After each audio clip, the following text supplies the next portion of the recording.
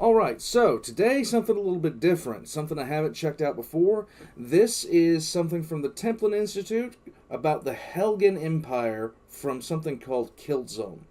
Now, I have never heard of Killzone, I've never heard of the Helghan Empire, but the Templin Institute has a good way of putting things together to where they're easily understood. Now, this was requested by Lord Commissar Vecta in the Discord, so we're going to get to checking this out. Maybe learn something, maybe catch something a little bit interesting, but I'm hoping that this doesn't... Sometimes the Templin Institute does talk to you like you might know a little something about the universe. A lot of the times they don't. I'm hoping it's the latter this time because I know absolutely nothing about what I'm about to see. And here we go.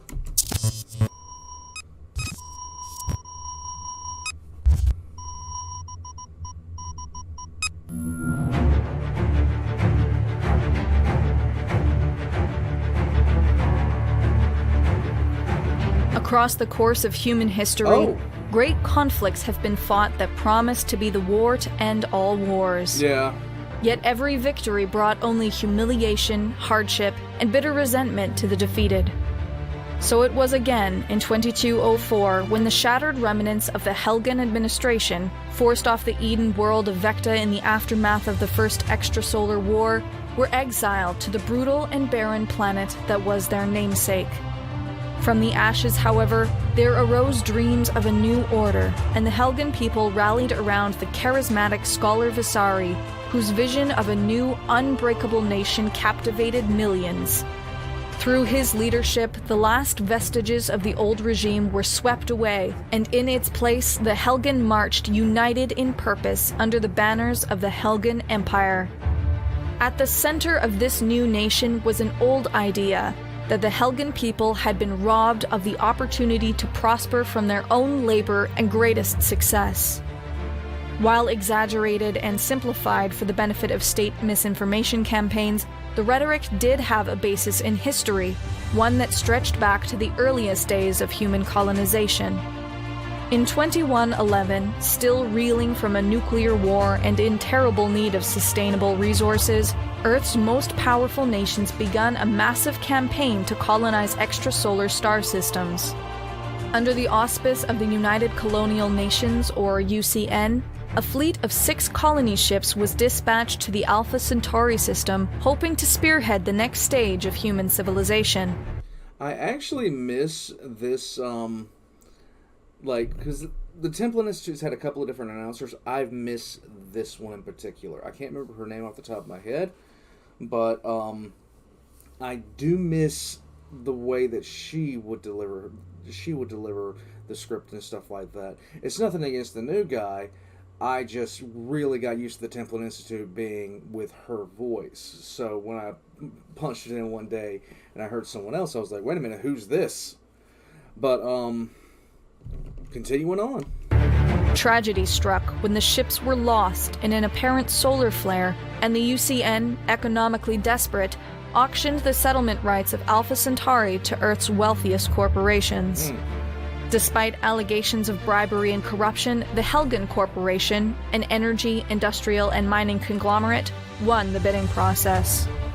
The journey to Alpha Centauri was difficult, and hundreds died in cryosleep. Within the star system, however, 2 planets were found capable of supporting human life. The first, named Helghan, while abundant in raw resources, was nearly inhospitable. A toxic atmosphere shrouded its surface, and the planet was tormented by frequent storms. The second planet, by contrast, was a verdant paradise, covered in fertile land, flowing lakes, and great oceans. Okay. It was named Vecta, in honor of the corporation's CEO. With the resources of Helghan and the prosperity of Vecta, the Helghan Corporation, over time, transformed the Alpha Centauri system into the principal hub of interstellar civilization. Nice. As new colonies were established by the UCN, the flow of ships and trade through Alpha Centauri brought with them enormous wealth and opportunities. Now functioning as a quasi-nation state, the Helghan Corporation began transitioning into a civil administration, reorganizing itself first into the Helghan Protectorate in 2138, and then the Helghan Administration in 2152. Finally, in 2155, the Helghan government purchased the entire system outright from the still economically fragile UCN. As humanity's central colony, the growing power of the Helghan administration raised concerns within the UCN, of which Helghan itself was still technically a member. Tensions slowly grew as the UCN rescinded certain rights it had accorded Helghan and Vecta, while simultaneously creating a fleet of warships should a military solution become unavoidable. With its future prosperity strangled under the weight of Earth's demands, Helghan officially declared independence in 2199.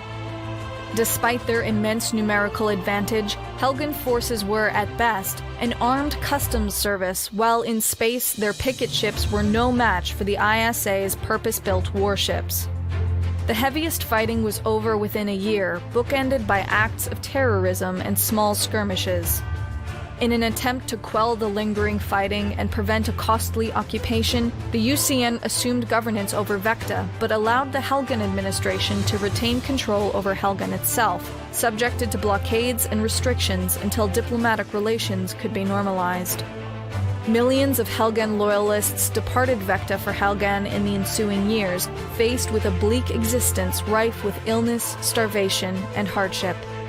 Helped along by basic genetic conditioning and a variety of treatments and implants, the Helghan population grew more resilient to its environment, with a privileged few even capable of surviving without the use of oxygen masks while outdoors. Okay. While the situation slowly improved, the long-term outlook of the nation remained grim. Stifled under the strict conditions imposed by Vecta and the UCN, the singular and remarkable figure of scholar Visari rose to prominence. A master orator, Visari... Now, this is a figure that has been requested that I check out as well. So, I'm interested in this. I love stories about future humanity when it's not perfect, as is evidenced by, the fact that I love 40K. Pug, what are you doing in here? What are you doing? One of the pugs is in here and is staring at me. Go on. Don't grunt at me. Who asked you to grunt?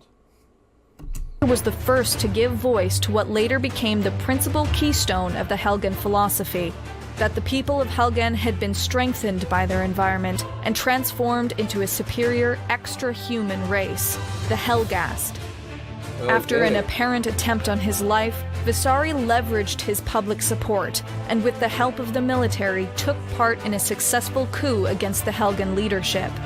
Rebranded as the self-proclaimed autarch of Helghan, Visari consolidated his position as supreme authority and enacted a series of transformative political, social, and economic policies. Yeah, this is bad. The Helghast government was predominantly authoritarian, with political power residing firmly in the office of Visari. The Helghan Senate served as the autarch's cabinet of advisors, with military and corporate interests disproportionately represented, yet completely subservient to the interests of the state. These fascist elements permeated every aspect of society, with ultra-nationalism, militarism, and total commitment to the nation intertwined with Helghast culture until they had become one and the same. Particular attention was given to the filtration masks and other breathing apparatuses used by Helghan citizens, transforming them from symbols of shame or weakness to those of pride, evidence of having overcome extreme struggle and hardship. This new ideology was represented by the Helghast triad, 3 arrows symbolizing the highest virtues of duty, obedience, and loyalty.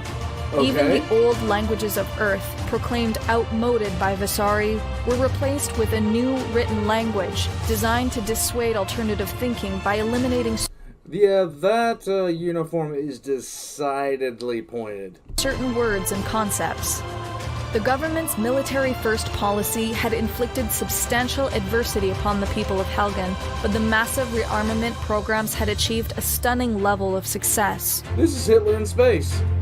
In 2357, the Helghan Empire launched a massive invasion of Vecta in a bid to reunify the Alpha Centauri system and reclaim what they had lost. The early stages of the invasion were a stunning success, with Helghast double agents even managing to disable the network of orbital defense platforms surrounding Vecta. A UCN counterattack, however, combined with the actions of the war hero Jan Templar, routed the Helghast from the planet and paved the way for an invasion of Helghan itself. In 2359, 10 ISA battle groups arrived over Helghan.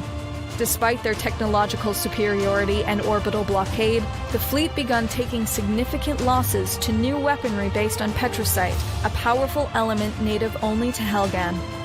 Fierce Helghast resistance crippled the ISA, and a counterattack by infamous Helghast Colonel Radek succeeded in mortally wounding Templar, who managed to disable the petrocite shield perimeter around the Helghan capital of Paris in his final moments. With the way to Paris open, the ISA launched a bold attack with the intention of capturing Scholar Visari and ending the war. Okay. The fighting reached all the way to the Imperial Palace, but Visari, in the confusion, was killed.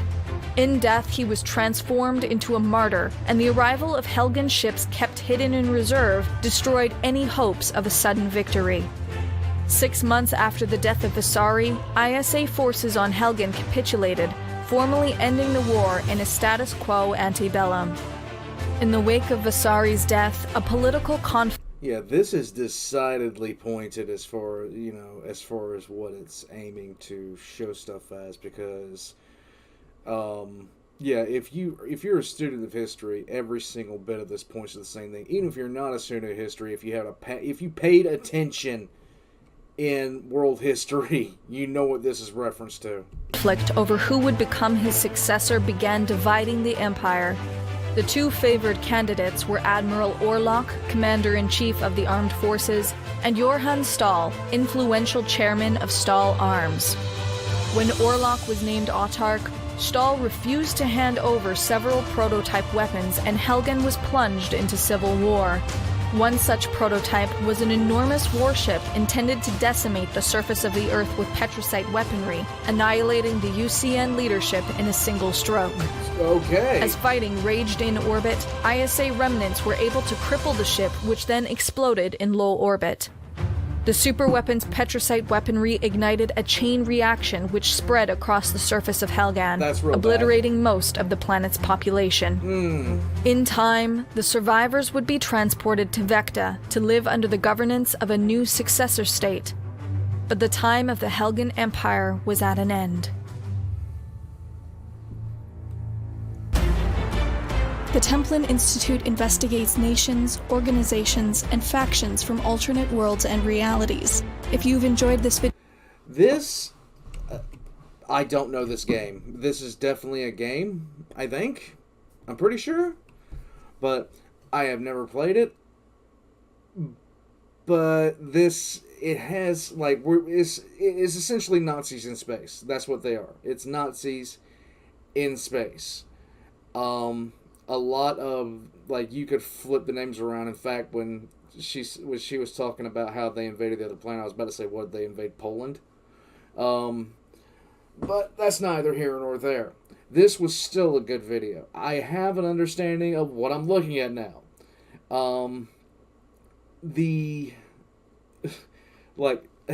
designed the uniforms for the Helghast? What, Hugo Boss? In any case...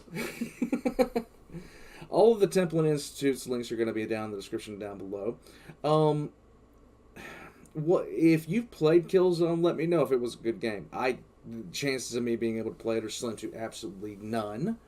But at the same time, just let me know if you had fun playing it. I'd love to hear some stories. In any case, alongside there, blah, blah, blah, blah, blah, my word salad forms in brain. The game itself looks like it was made in the early 2010s, if I'm not wrong. I probably am. But like and subscribe if you guys haven't already. And if you'd like to request something for me to react to, jump into the Discord in the description down below. Jump into the request reaction channel. Pop something in there. And maybe before the heat death of the universe, I'll be out. Once again, word salad. I have this thing that I rattle this stuff off at the end of every video, and I have so many videos out, but for some reason, brain does not communicate to mouth in order to, form sentence. I'm an idiot. I'm going to try to press the button again. I haven't been able to do it 2 times today, or am I 0 for 3? Am I 0 for 3?